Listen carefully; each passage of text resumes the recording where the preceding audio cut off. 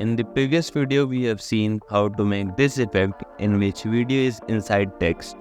Now we'll see how to make this effect in which there's a dynamic zoom and the video is moving inside the text. Okay, it looks very cool. So let's learn it.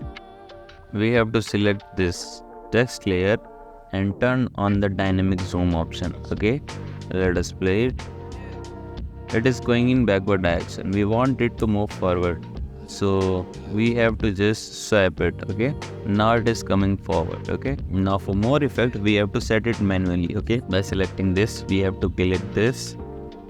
Now we have to go here and select dynamic zoom here. These two boxes appear. One is green and one is red. The green box indicates that from where the zoom will start and the red box indicates where zoom will end. So we have to set it more closer,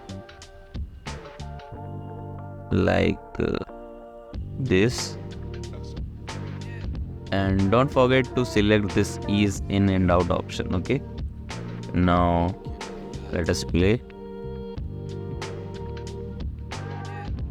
It is looking amazing. So guys, that's it from the video. For more tips and tricks like this, subscribe to the channel. Thank you.